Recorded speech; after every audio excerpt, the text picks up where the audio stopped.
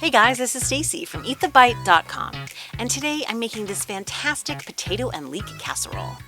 Let me show you how to make it. I've got 2 large leeks here, and I'm going to cut the fuzzy ends off, and then the dark green part as well. We're only using the white and light green part for this. Then I'm going to cut the leeks into rings.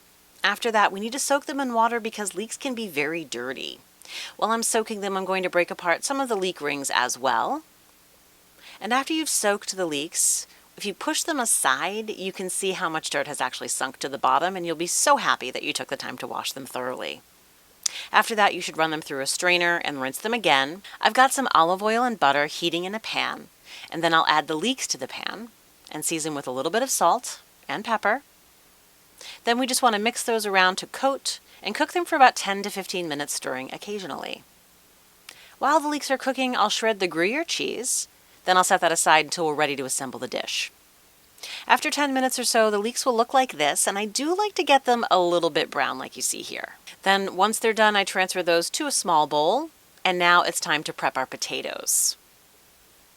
I'm going to peel a few potatoes for this. I've got some nice large russet potatoes, and once they've all been peeled, I am going to slice them into very thin rounds. You want them to be about 1/8 of an inch in thickness. You could also use a mandolin for this, but I couldn't find mine, so I went with a knife this time.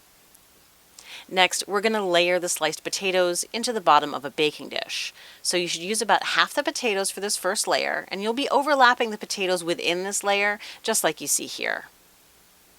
Once your layer's finished, I'm going to take about half of my cooked leeks and add them to the top of the potatoes.